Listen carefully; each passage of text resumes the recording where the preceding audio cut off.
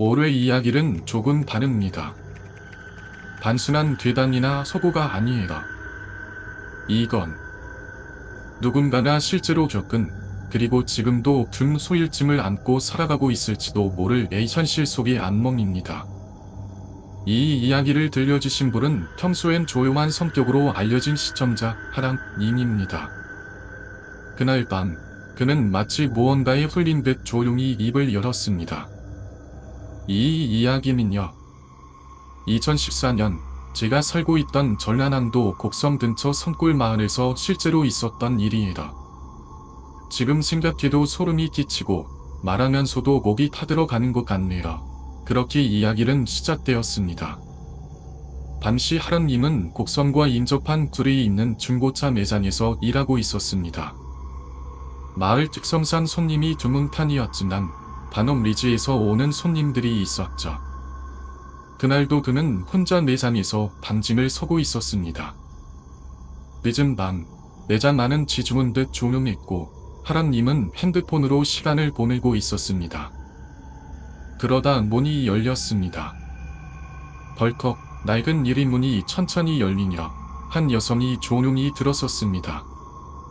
어서 오세요. 예, 하랑님은 반사적으로 인사를 했지만 본능적으로 뭔가 이상함을 느꼈습니다. 조명이 희미하게 비치는 안쪽으로 여성은 천천히 다가왔습니다. 그녀는 말없이 미소를 지었고 그 미소엔 뭔가 설명할 수 없는 기이한 정점이 맴돌고 있었습니다. 차를 보러 왔어요. 목소리는 낮고 느렸습니다. 차문했지만 어딘가 지나치게 평온했습니다. 하랑님은 어색함을 애써 감추며 상담실로 안내했습니다. 여자는 20대 초반쯤으로 보였고 어두운 슬림 코트를 입고 있었습니다. 설명을 들으며 웃기도 하고 질문도 많이 했지만 그 웃음은 너무 정확하게 타이밍에 맞춰 나왔고 질문도 이상하게 너무 많이 알고 있는 사람처럼 느껴졌습니다. 그럼 시스는 언제쯤 반응할까요? 여자의 말에 하랑님은 고개를 끄덕였고 함께 주차장으로 향했습니다. 그런데 그 순간, 당신 여기에 오래 있었죠? 여자가 무심하게 던진 말, 하랑님은 순간 멈칫했습니다. 네. 그의 오래됐어요. 라고 대답하자 여자는 가만히 하늘을 올려다보더니 말했습니다. 여기 예전에 무당이 살던 자리인 거 알고 계셨어요? 그 말에 등줄기에서 식은땀이 흘렀습니다. 하랑님은 처음 듣는 이야기였습니다. 무슨 말씀이세요? 라고 묻자 여자는 피식 웃으며 혼잣말처럼 중얼거렸습니다. 사람을 가두던 곳이었어요. 아주 오래전부터. 그날 이후 하랑님은 이상한 꿈에 시달리기 시작했습니다. 마치 사망이 막힌 방 안에서 누군가가 쳐다보고 있는 듯한 꿈, 눈을 떠도 비에 익숙한 목소리가 귓가에서 속삭이는 듯한 환청. 그 여자 다시 오지 않았어요. 내가 물었을 때 하랑님은 고개를 저었습니다. 이상하게도 그날 이후 CCTV에도 그녀의 모습이 없더라고요. 제가 분명히 응대한 기억이 있는데도. 이야기는 여기서 끝나지 않습니다. 그 매장은 결국 몇 달 뒤 갑작스럽게 문을 닫게 되었고 그 자리에 지금은 아무도 들어가지 않는다는 빈 건물만이 남아 있습니다. 지나가다 보면 가끔 안쪽에서 누가 지켜보는 느낌이 들어요. 누군가는 단순한 기분 탓이라고 하겠죠. 하지만 그걸 직접 겪은 사람은 압니다.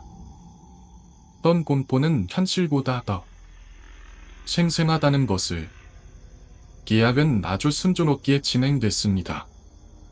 여성 고객은 상담소 얼마 지나지 않아 흔쾌히 계약을 진행하겠다고 하셨고 예약서 작성과 계약금 입금까지 완료되었습니다. 차량 인도는 약 3일 정도 걸릴 예정이었고 할부는 보름 후에 진행하기로 하여 그때 다시 연락드리겠다고 말씀드린 후 저는 고객을 대응했습니다. 그날은 매장에서 자주 있는 일 중 하나였기에 별다른 감정 없이 평소처럼 처리했죠. 그런데 그날 밤 차량 할부에 필요한 신용조회 절차를 위해 고객에게 전화를 드렸습니다. 할부 진행 전 신용조회에 들어가겠습니다라는 말에 여성 고객은 담담하게 네, 괜찮습니다라고 답했어요. 그 뒤로도 절차는 계속 순조로웠습니다. 서류 몇 가지만 추가로 요청드렸고 문자로 필요 서류는 이러이러하니 부탁드립니다라고 보냈더니 모두 준비해 놓겠습니다라는 답변이 왔습니다. 그래서 다음 예정을 조율하기 위해 내일 매장 방문 가능하십니다. 아니면 제가 직접 찾아뵐까요? 라고 여쭤보았죠. 그런데 예상 밖의 답이 돌아왔습니다. 그냥 점심 식사를 함께 하시는 건 어떠세요? 순간 머릿속이 멍해졌습니다. 보통은 이런 제안을 고객이 하지 않거든요. 그녀는 30대 중반쯤 되어 보였고 저는 망설였지만 고객의 요청이니 마다할 수 없었죠. 네, 알겠습니다. 몇 시 어디로 찾아뵐까요? 그렇게 약속이 잡혔습니다. 다음 날 약속 장소인 대전시 외곽의 유명한 이탈리안 레스토랑에서 만났습니다. 서류를 주고받고 점심 식사도 함께 했죠. 저는 당연히 영업사원 입장에서 계산을 하려 했습니다. 그런데 그녀가 조용히 제 손을 맞더니 이렇게 말했습니다. 제가 식사하자고 했는데 왜 사장님이 계산하세요? 그리고는 자연스럽게 본인이 결제를 마쳤습니다. 순간 당황스러우면서도 참 졌는데도 예의 바르고 배려심도 깊네라며 감탄했습니다. 그렇게 며칠이 흘러 차량이 도착했고 선팅과 블랙박스 장착 등의 작업을 끝낸 뒤 인도 예정을 잡기로 했습니다. 그러자 그녀는 또 다른 제안을 했습니다. 혹시 차량 받을 때 저녁 식사도 같이 하실 수 있을까요? 그녀의 요청은 또다시 평범함을 넘어서고 있었습니다. 저는 솔직히 망설였습니다. 하지만 일단 고객 응대 차원에서 받아들였고 그녀가 지정한 장소에서 다시 만나기로 했습니다. 그 장소는 서울 근교 양평에 위치한 마치 영화 속에서나 나올 법한 고급 레스토랑이었습니다. 주변은 산과 강으로 둘러싸여 있었고 어둠이 내리자 조명이 하나둘 켜지며 공간 전체에 묘한 분위기가 담겨갔습니다. 메뉴판을 펼치니 예상보다 훨씬 비쌌습니다. 이번엔 제대로 물렸구나. 그렇게 생각하며 고개를 끄덕였죠. 그런데 식사가 끝난 뒤 계산을 하려 하자 이미 결제가 끝났다는 이야기를 들었습니다. 그녀가 먼저 도착해 조용히 모든 걸 처리해 놓았던 겁니다. 그 순간 가슴 어딘가가 서늘해졌습니다. 도대체 이 사람은 왜 이러는 걸까? 평범하게 흘러가던 모든 것들이 그날 밤부터 조금씩 뒤틀리기 시작했습니다. 차량 인도 날 모든 절차는 말끔하게 마무리되었다. 여성 고객은 끝까지 예의를 지켰고 식사까지 대접해주며 고객이라는 위치 이상으로 나를 챙겼다. 나는 몇 번이고 고개를 숙이며 감사 인사를 전했고 그렇게 그날은 조용히 지나가는 듯했다. 하지만 바로 다음 날 그녀에게서 또다시 전화가 걸려왔다. 나는 순간 차량에 문제가 생겼나 싶어 긴장하며 받았다. 그런데 예상과는 전혀 다른 말이 들려왔다. 오늘은 목이 좀 괜찮으셨어요? 점심은 드셨어요? 요즘 날씨가 많이 춥죠?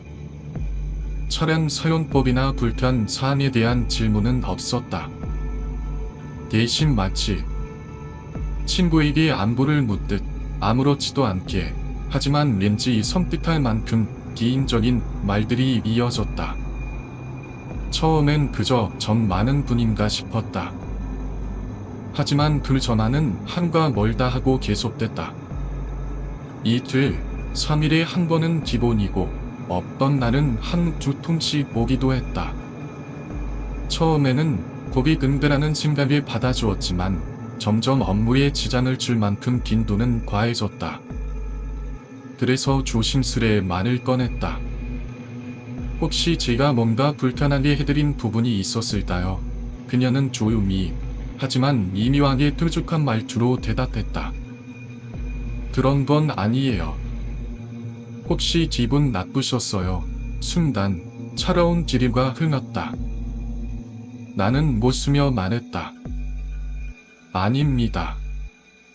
다만 업무 중이라 통화가 힘든 시간이 있어서요. 그 말을 듣고는 그녀는 짧게 대답했다. 기분 나쁘셨다면? 죄송해요. 하지만 그 말 속에는 사과보다는 묘한 반감이 섞여 있었다. 그로부터 이틀 뒤 다시 전화가 왔다. 이번엔 차량에 문제가 생겼다는 내용이었다. 내일 아침 일찍 서비스 센터에 갈 건데 혼자 가려니 좀 무서워요. 혹시 시간 괜찮으시면 나는 마지못해 알겠다고 했다. 차량 관리도 내 몫이니 그럴 수도 있겠지 했다. 다음 날 아침 일찍 그녀가 지정한 수원 외곽의 서비스 센터로 향했다. 그런데 정작 차량은 아무런 문제가 없었다. 센터 직원은 말했다. 지금은 이상이 없네요. 증상이 다시 나타나면 그때 오시는 게 좋겠습니다. 그녀는 조용히 고개를 끄덕였고 나는 센터를 나서려 했다. 그러자 그녀가 말을 걸었다. 혹시 점심 드셨어요? 나는 일정이 있어 어렵다고 점심이 거절했다. 그러자 그녀는 반항을 지적이더니 그럼 이거 받아주세요. 항상 심세만 지는 것 같아서라고 하며 작은 박스를 내밀었다. 그 안에는 앵무새 인형이 들어있었다. 평형한 눈빛, 마치 진짜 살아있는 것처럼 날 응시하는 조그마한 새 한 마리. 그 눈을 보는 순간 온몸에 소름이 돋았다. 이 인형, 왜 이렇게 눈빛이? 내가 아무 말도 못하고 멍하니 서 있자 그녀는 속상이듯 말했다. 이 아이는요, 밤에 가끔 말해요. 혼자 있을 때 심심하지 말라고요. 그 말에 나는 웃을 수가 없었다. 도무지 웃을 수가 없었다. 그녀와 처음 만난 건 전라도 장성군의 작은 중고차 매장이었다. 내감산 자란 안에 자리한 유난히 안개가 자주 끼는 그 동네에서 나는 영업사원으로 일하고 있었다. 그날도 평소처럼 저녁 단지를 서던 중 한 여성이 조용히 매장으로 들어섰다. 정장을 입은 모습이 단정했지만 어딘가 도시 사람과는 다른 묘한 분위기를 풍기던 여자였다. 차량 좀 보러 왔어요. 말투는 정직했지만 눈동자는 설명할 수 없는 불안한 흔들림이 있었다. 그녀의 이름은 정은아. 계약은 빠르게 진행됐다. 서류를 준비하며 나는 그녀가 서울이 아닌 전남 구리의 한 외딴 마을에서 올라왔다고 들었다. 부레면 토질이 대군산 자란 아래 지금은 사람도 거의 살지 않는 마을. 도시에 매일 올라왔지 궁금했지만 묻지 않았다. 며칠 뒤 차량 인도소 은하 씨는 거듭 감사 인사를 전하며 작은 상자를 내밀었다. 이거 직접 만든 거예요. 밑에 버튼 누르고 볼비야 하면 대답해요.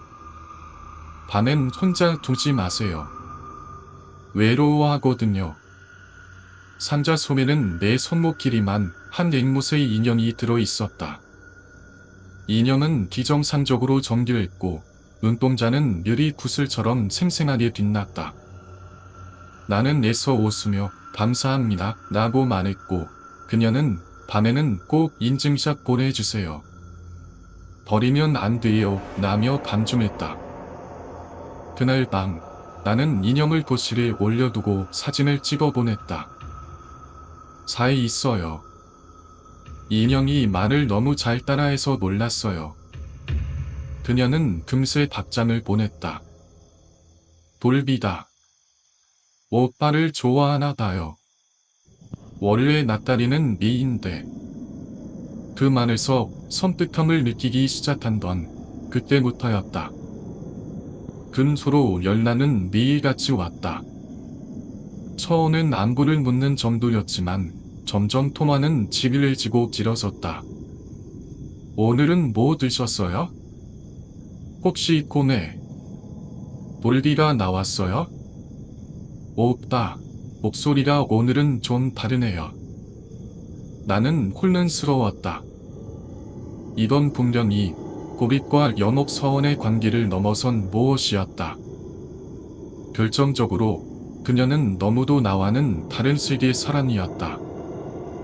감정의 결도, 말투도, 눈빛도. 나는 더는 두고 볼 수 없었다.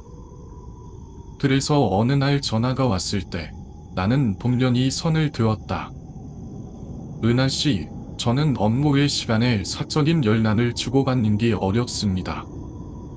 저희는 차른 계약으로 만났고 고객님은 지금 그 선을 넘고 계신 겁니다. 침묵. 그리고 그녀의 목소리가 달라졌다. 그럼 이제부터 오빠라고 불러도 되죠? 오빠는요? 내가 얼마나 달아났는지 알지도 못하면서 어떻게 그렇게 찰지게 밀어내요? 나는 냉정하게 말했다. 저희는 그냥 판매자와 구매자입니다. 이 이사는 곤란합니다.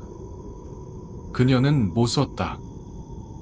하지만 그 웃음은 웃음이 아니었다. 그래요. 다들 그렇게 말하더라. 그런데 오빠는요. 오늘 이 말을 후회할 거예요. 아주 깊게. 그리고 전화는 또 끊겼다. 나는 손에 땀이 되어 있는 걸 느끼며 휴대폰을 내려놓았다. 이건 그냥 이상한 사람이다. 신경 끄자. 그렇게 3주쯤 지났다. 모든 걸 잊은 듯 평온한 어느 날 본사에서 고객 만족도 조사 리스트가 내려왔다. 그중 한 이름이 내 눈에 걸렸다. 정은아. 그 순간 내 옆 책상 위에 놓인 그 앵무새 인형이 마치 나를 보고 웃고 있는 듯했다. 그리고 나는 목소리다.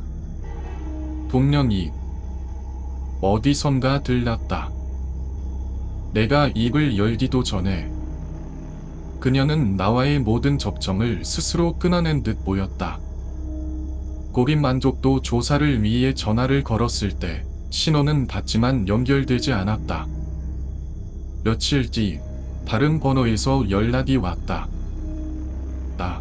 번호가 바뀌었어요. 다시 연락 안 주셔도 괜찮아요. 그녀는 그렇게 마지막 인사를 남기듯 말하고 전화를 끊었다. 그 순간 난 진심으로 안도했다. 끝났구나. 정말 이제 다 끝난 거야. 그리고 2달이 흘렀다. 나는 미사리 위치한 조용한 아파트 단지 3룸에 살고 있었다.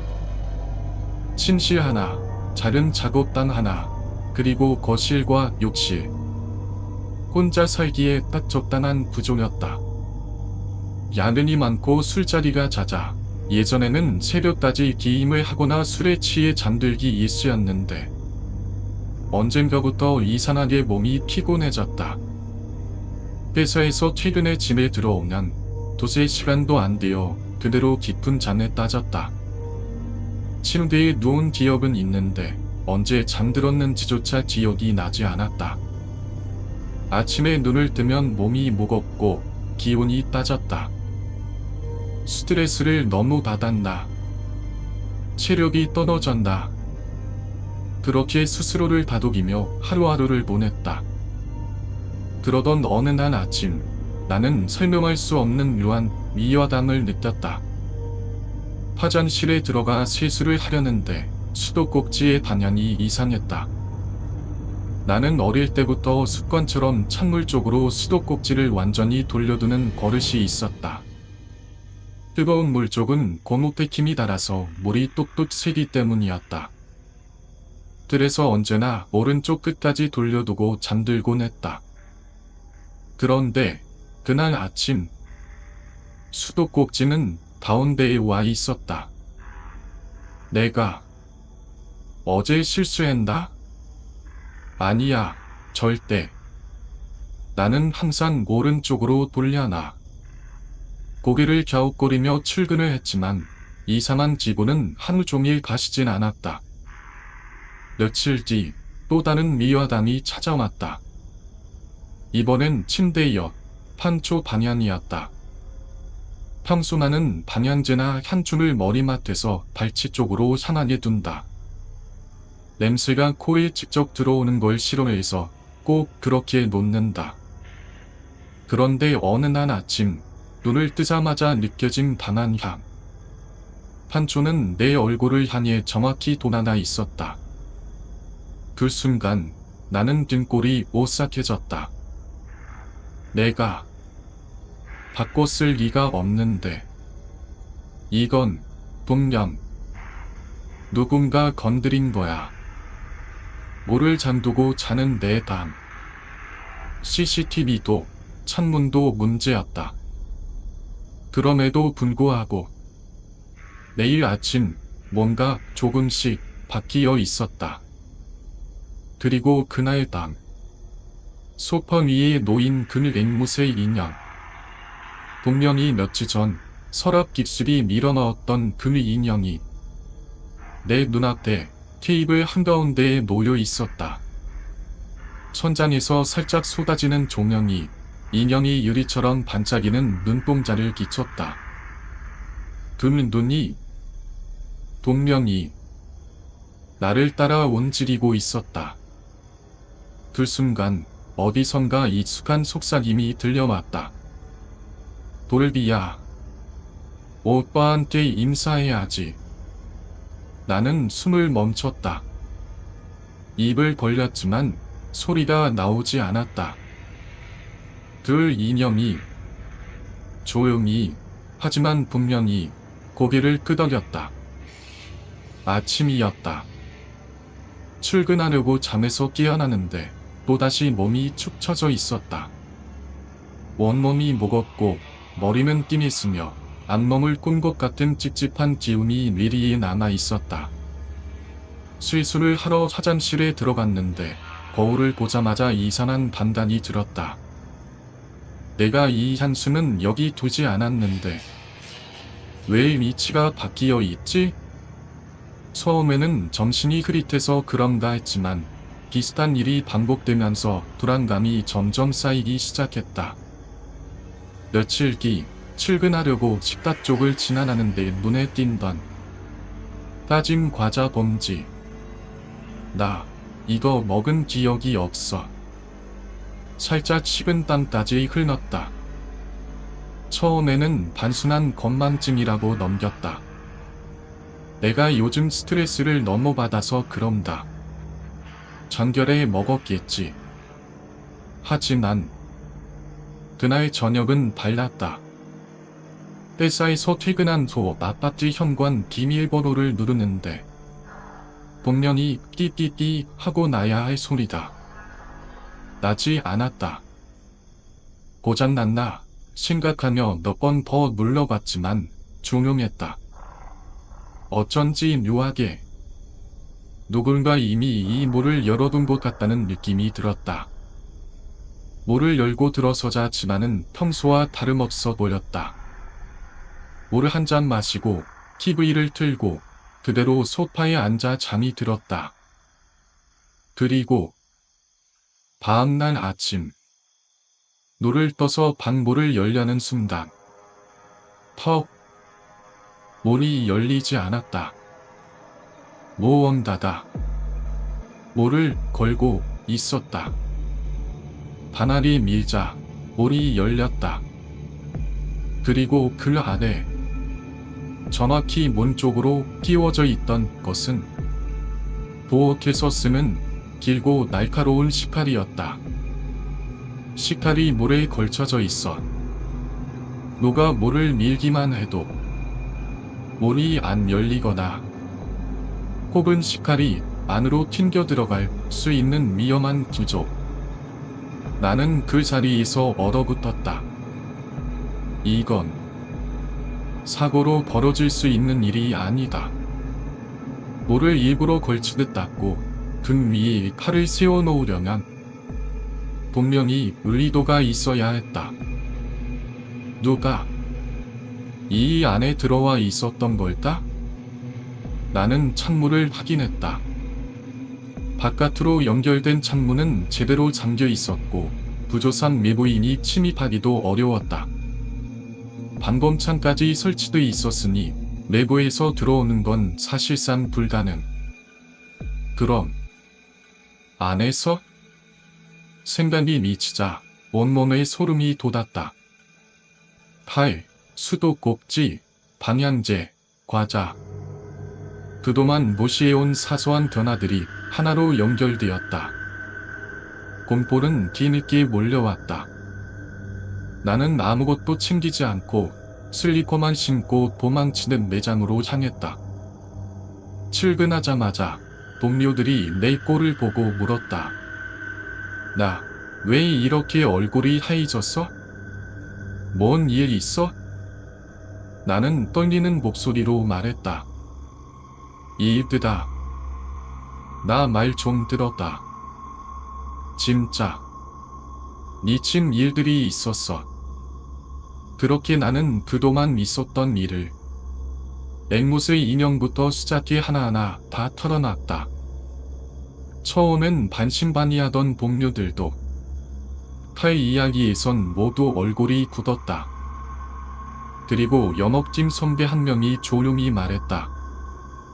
내가 이번 주말 너네 집에서 며칠 지내줄까?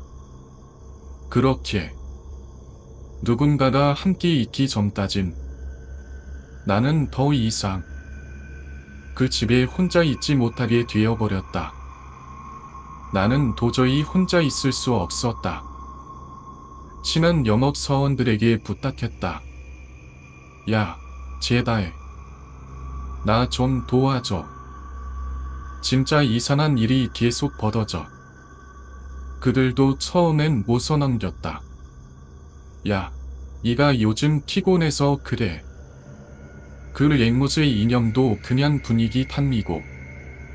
하지만 내가 끈질기게 부탁하자 결국 둘이 번갈아가며 3일 동안 내 집에 머물러 주기로 했다. 그날 밤 셋이 함께 술을 마시고 고스톱을 치며 시간을 보냈다.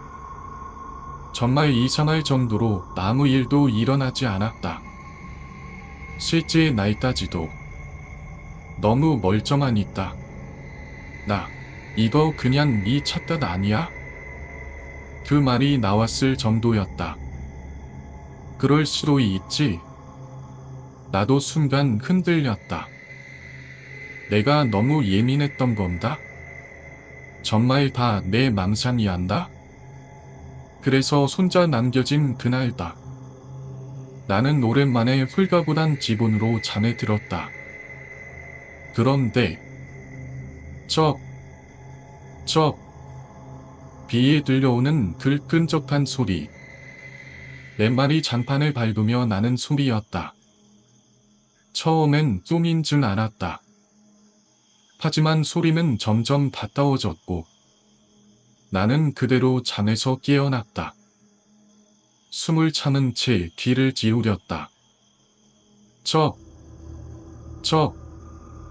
확실히 누군가가 내 방문 앞을 지나가고 있었다. 느릿하게 마치 일부러 들리게 걷는 듯한 그 발소리. 나는 숨도 제대로 못 쉬며 이불을 움켜쥐었다. 한참 후 소리는 사라졌다. 조심스레 방문을 열고 거실로 나다보았다. 아무도 없었다. 문은 잠겨 있었고 창문도 모두 닫혀 있었다. 그때 나는 확신했다. 이건 귀신이다. 이건 절대 사람이 아니다. 다음 날 같이 일하는 동료들에게 그 이야기를 하자 그중 한 명이 말했다. 우리 동네에 진짜 요마다는 모단 하나 있어. 거기 한번 봐보자. 우리는 곧바로 큰 모단집으로 열란을 넣었다. 하지만 바닐리아는 이미 꽉 차 있었다. 그래서 급히 사정을 설명하자 상대편이 조용히 말하더라. 내일 오후에 한번 와보게. 그 대신 마음 단단히 먹고 와야 돼. 다음 날 나는 모단 앞에 앉아 그동안 있었던 모든 일을 말했다. 모단은 말없이 내 얼굴을 쳐다보더니 밭자리 소리를 질렀다. 이놈아.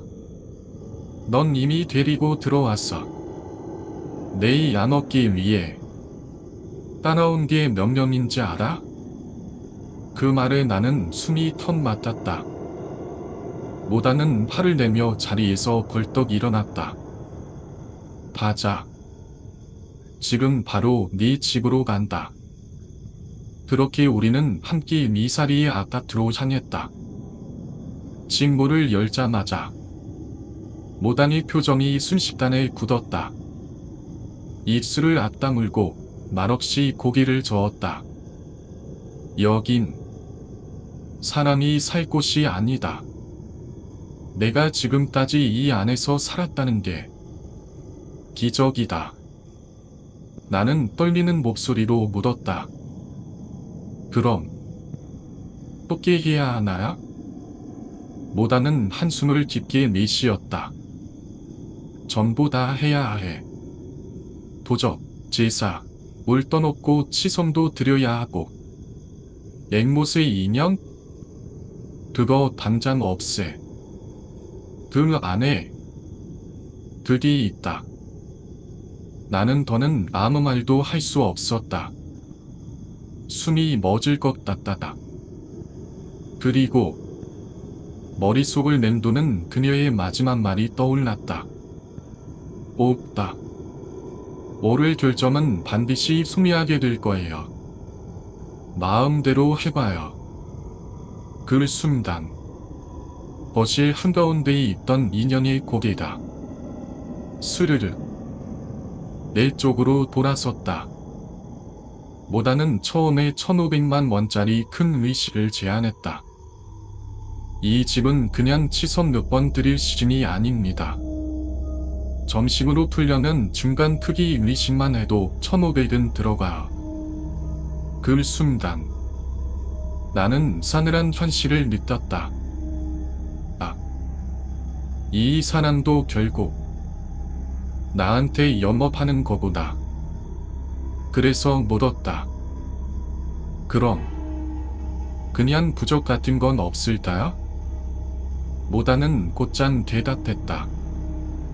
그럼 이 부적을 써요.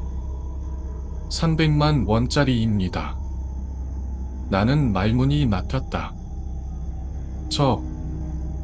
지금 80만 원밖에 없는데요. 통장에 진짜 딱 80 남았어요. 모단은 그제야 잠시 망설이더니 고개를 끄덕였다. 그래요.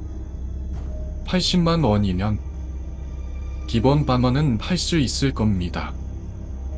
그렇게 나는 80만 원짜리 부적을 받아들고 집으로 돌아왔다. 모단은 종이 한 장 한 장에 붉은 글씨로 점성법 부적을 써주며 말했다. 이건 안 보이게 방문 위에. 이건 거실 텔레비전 뒷면. 이건 화장실 거울 옆에. 이건 내 머리맡 천장 위에 붙여.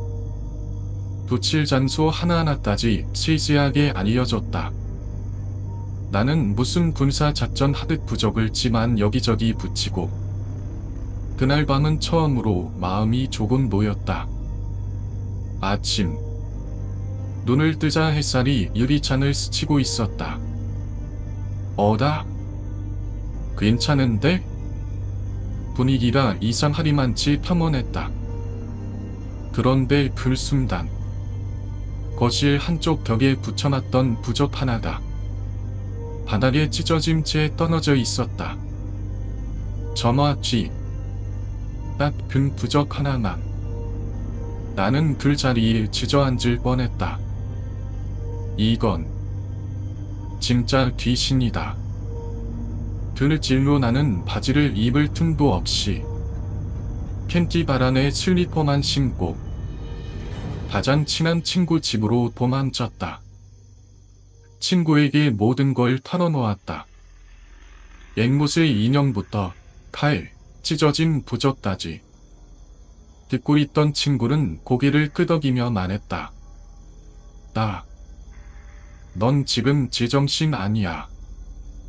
귀신? 귀신이 시카를 물에 씌운다고? 친구는 공대 출신이었다.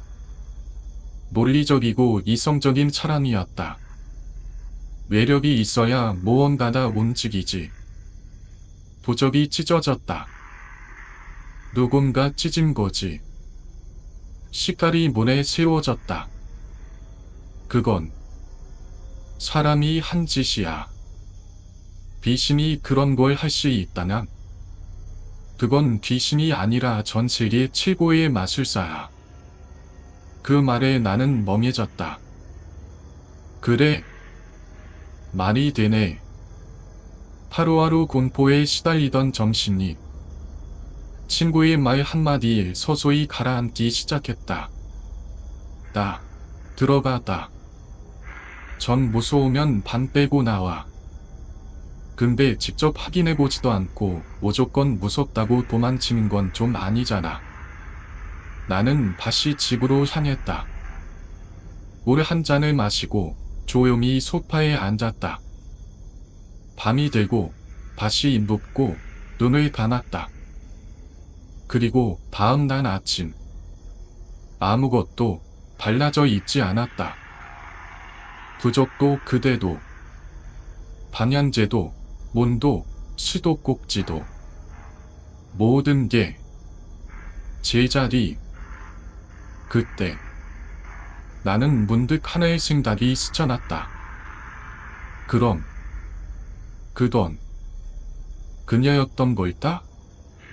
진짜 귀신이 아니라면 그 누군가는 그날 내게 앵무새 인형을 주고 마지막까지 후회할 거이유라고 속삭였던 그 점은아, 그녀였을지도 모른다.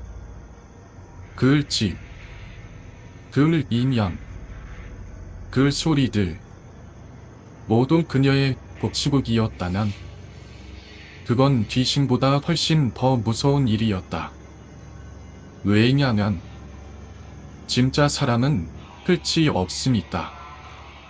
내 친구 말이 맞았던 걸까? 진짜 귀신이 아니라 사람의 짓이었을까? 그렇게 이틀, 3일, 일주일. 시간이 지나자 신기하게도 아무 일도 일어나지 않았다. 몸과 마음도 차츰 타문해졌고 나는 다시 예전처럼 잠을 잘 수 있게 되었다. 하지만 바로 그 일주일이 지난 아침, 나는 눈을 뜨자마자 믿기 힘든 광경과 마주하게 되었다. 거실로 나다보니 프라이팬 위엔 반쯤 익은 계란이 지를거리고 있었고 모든 방문은 활짝 열려 있었으며 텔레비전은 혼자서 켜져 있었다. 누군가, 정말 누군가다. 내가 자는 사이에 진 안을 돌아다니며 생활을 하고 있었던 것이다. 부엌에서 요리를 하고 TV를 틀고 문을 열어두고 다녔다. 나는 그대로 얼어붙었다. 이건 귀신이 아니다. 하지만 레고에서 침입한 흔적도 없다.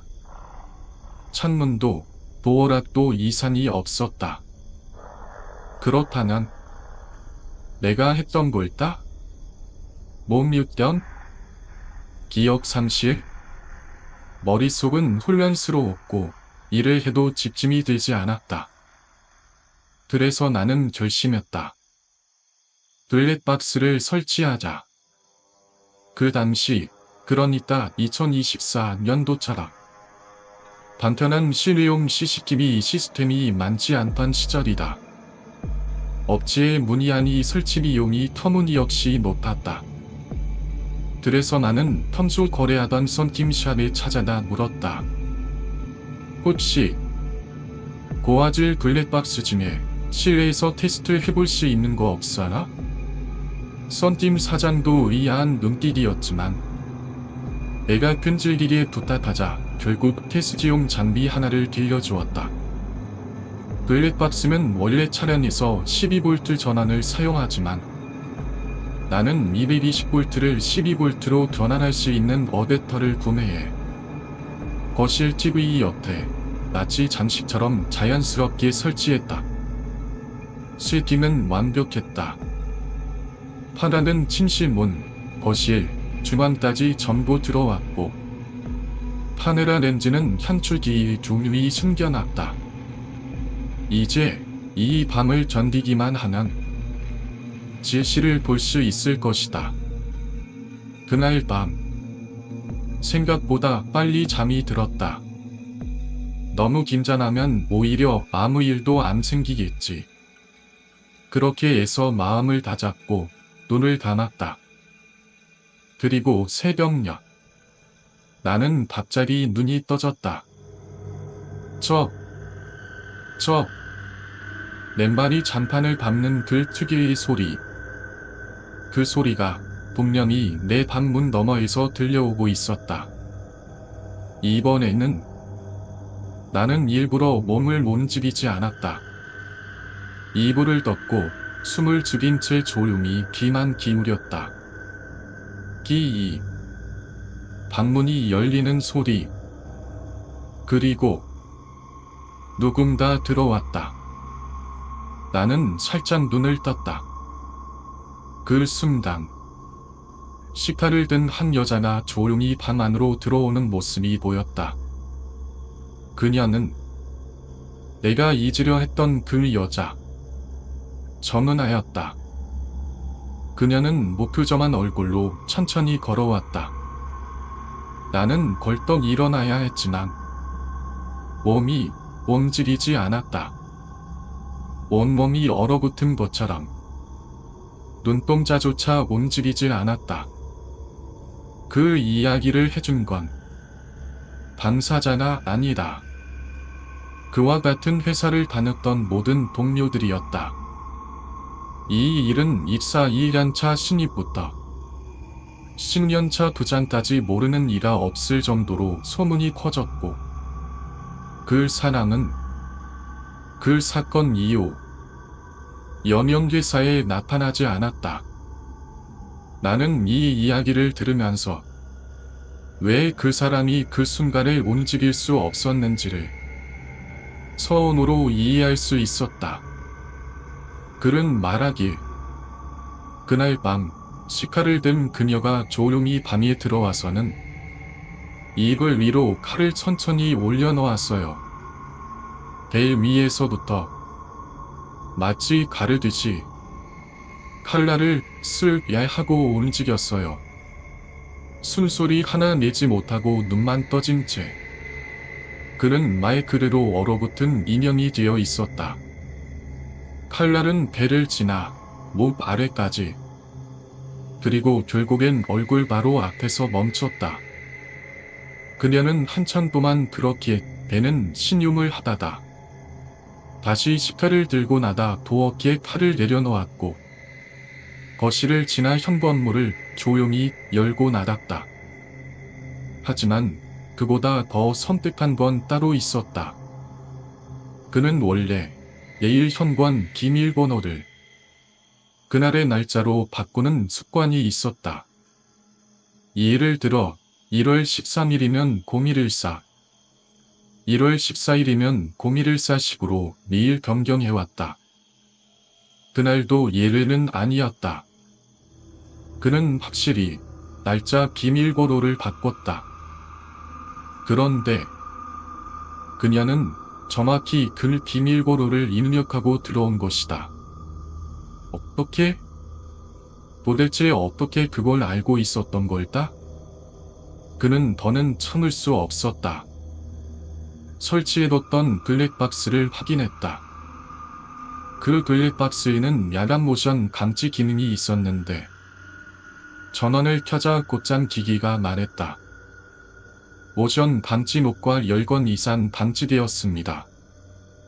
심장이 뛰기 시작했다. SD카드를 꼽아 컴퓨터에 꽂고 하나하나 재생했다. 그리고 염사는 모든 것을 담고 있었다. 현관문이 아주 자연스럽게 열리고 그녀가 천천히 들어와 거실을 가로질러 부엌에서 칼을 꺼내고 방으로 들어가 이불 속에서 자고 있는 그에게 칼을 들이밀며 움직이는 장면까지 모두 그대로 찍혀 있었다. 걸렸다. 그는 확신했다. 그리고 즉시 경찰에 신고했다. 하지만 생각과는 달랐다. 경찰은 그녀가 귀신이 아니라 실제 인물이기 때문에 절차상 시간이 필요하다고 했다. 스토킹, 침입, 살인 미수 가능성까지 있지만 피해자가 다친 건 없으니 절차를 밟아야 합니다. 그렇게 감식, CCTV 회수, 전환 확보까지 며칠이 걸렸다. 그리고 마침내 경찰이 연락을 해왔다. 말씀하셨던 그 여성, 정확히 블랙박스 속 그 사람이 맞습니다. 그녀는 어떻게 된 일이냐고 묻자 경찰은 다시 말했다. 그 사람, 지금 피해자 집 아래층에 살고 있습니다. 계약 당시 제출했던 주소는 허위 주소였고 차를 인도받은 이유, 그녀는 몰래 바로 아래층으로 이사를 왔던 것이다. 모든 건 철저히 계획된 일이었다. 바로 옆, 바로 아래, 바로 너머에서 그녀는 언제든 그의 하루와 밤을 지켜보고 있었던 것이다. 귀신보다도 무서운 건 결국 인간이었다. 그는 경찰 조사에서 모든 걸 단아리에 밀어붙였다고 한다. 이건 단순히 누가 내 집에 몰래 들어온 사건이 아닙니다. 그녀는 제가 어디 사는지도 알고 있었고 우리 집 도어락 비밀번호까지 알고 있었습니다. 그걸 어떻게 알았는지, 누가 도왔는지 전부 파헤쳐야 합니다. 경찰은 그의 주장에 따라 휴대폰과 통장 내역까지 조사했고 마침내 충격적인 진실들이 하나씩 드러나기 시작했다. 가장 먼저 밝혀진 건 그녀가 단독으로 이 모든 걸 해낸 게 아니라는 사실이었다. 그 뒤에는 심부름센터, 즉 사설 탐정과 불법 정보 브로커들이 있었다. 1차 미르의 내용은 단순했다. 이 남자나 어디 사는지 알아봐 주세요. 그건 어렵지 않았다. 이름과 차 번호만 있으면 당시에는 비교적 손쉽게 정보를 빼낼 수 있었으니까. 하지만 그 다음 요청은 그 남자의 집 비밀번호를 알아주세요. 그 요청에 따라 심부름센터 직원은 천장 위 에어컨 벽면 근처에 몰래 카메라를 설치했고 그녀는 비밀번호 입력 장면을 확보하게 되었다.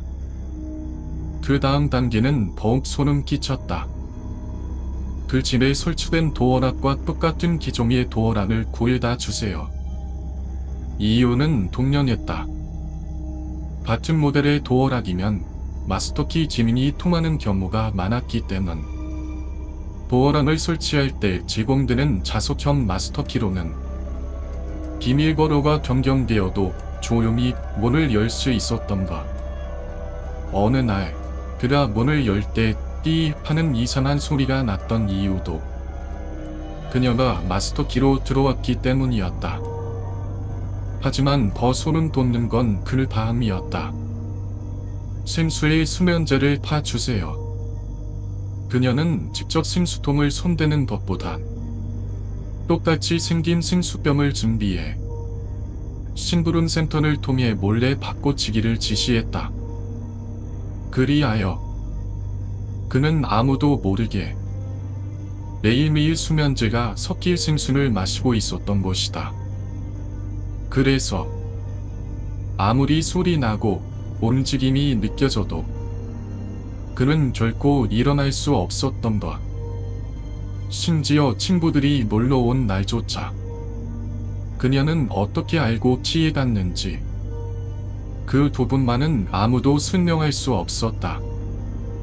그러던 중 경찰이 그녀의 집을 수색하게 되었고 더 큰 전일이 그를 기다리고 있었다. 그녀의 밤안 옷잔 깊숙한 박스 하나가 발견되었다. 그 안에는 8개의 앵무새 인형이 들어 있었다. 전부 같은 모양, 같은 크기. 단지 머리카락 색깔이나 리본, 눈동자 위치 같은 소소한 부분만이 미세하게 달랐을 뿐. 그리고 그 인형들의 목 뒤에는 한 글자씩 그의 이름이 새겨져 있었다. 모두 합치면 그의 이름과 생일, 그리고 핸드폰 번호까지. 그녀는 단순히 집착한 것이 아니었다.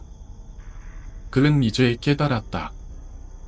그녀는 그를 사랑한 게 아니다. 소유하고 싶었던 것이다. 그 어떤 귀신보다도 차라리 괴물이라고 불러야 할 존재. 그녀의 계획은 처음부터 완벽하게 준비되어 있었다. 그 인형은 다름 아닌 그날 그녀가 그에게 처음으로 건넸던 앵무새 인형이었다. 문제는 그 인형이 하나가 아니었다는 점이다. 경찰이 그녀의 짐을 수색하던 중 앵무새 인형만 무려 8개가 들어있는 큰 박스를 발견하게 된다.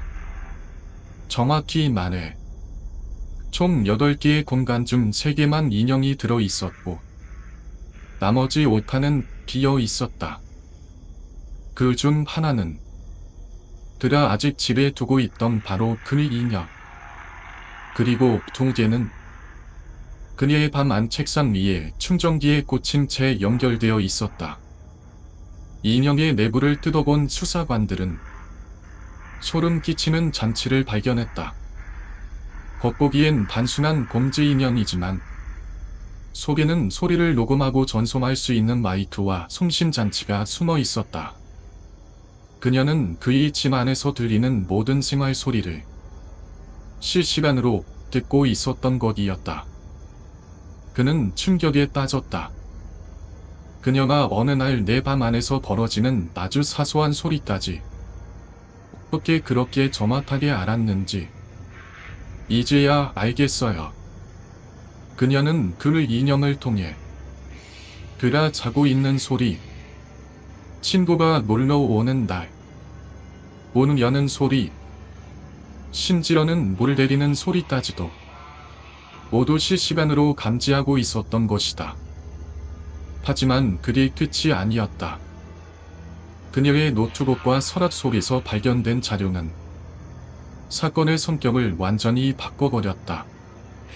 폴더명, 사람을 미라로 만드는 방법, 필기예토 파일, 스크린샷, 칠령물, 심지어 수기로 필기된 노트까지.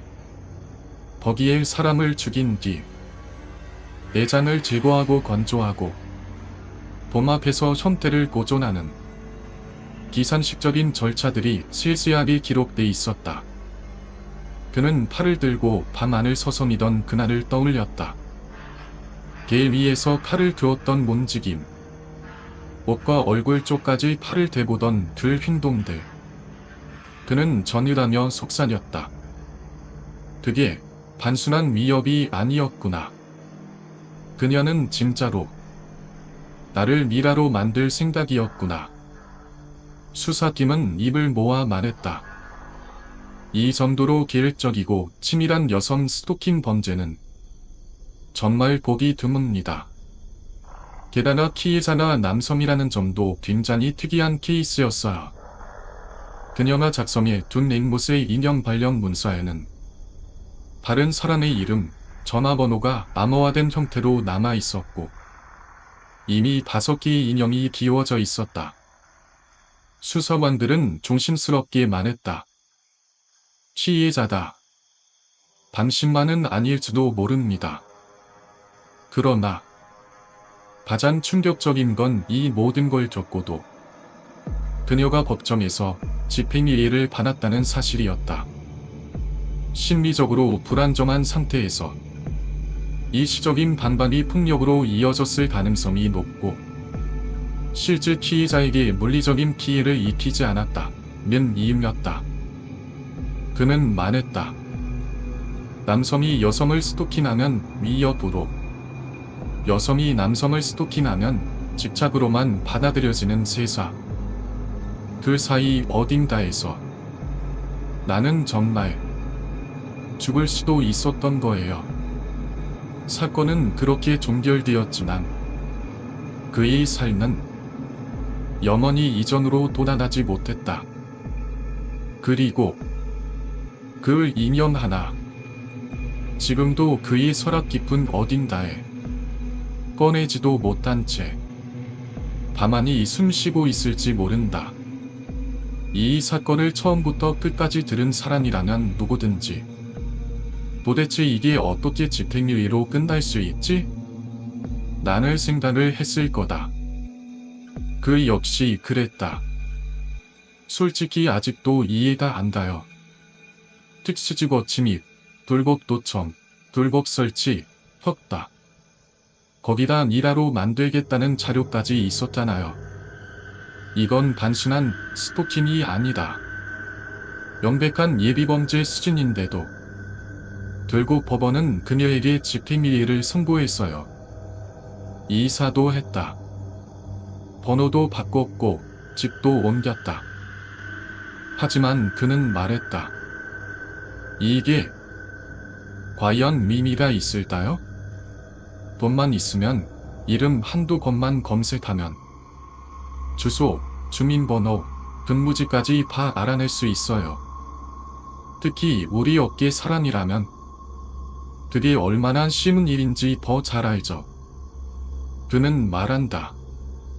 예를 들어 돌비님이 우리 매장에 딱 한두 건만 얼굴 비춘 적이 있다면요. 제가 돈만 조금 쓰면 이름, 전화번호, 집 주소 다 알아낼 수 있어요. 심지어 요즘은 돈도 얼마 안 들어요. 이건 그냥 괴담이 아니었다. 실제로 존재하는 극도로 쉬운 현실이었다. 그는 결국 다시 원래 자리로 돌아왔다. 다시 방지를 서고 다시 혼자 밤을 맞이하던 어느 날 밤. 마지막 임팩트는 그렇게 찾아왔다. 조용한 매장.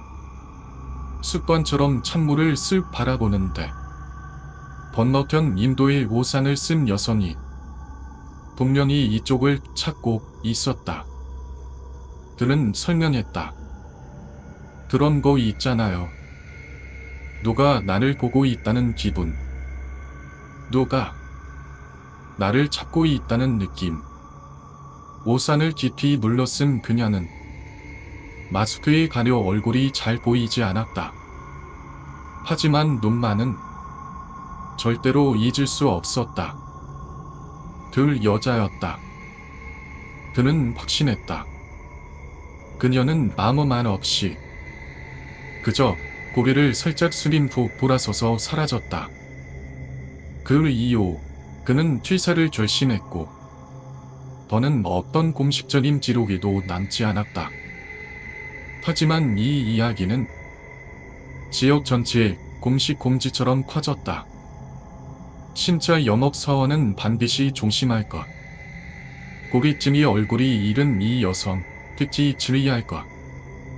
전국 브랜드 내부 채널에도 실제 스토킹 범죄 사례로 공지가 올라왔고 당시 지역 내에서 모르는 영업사원이 없을 정도로 유명한 사건이 되었다.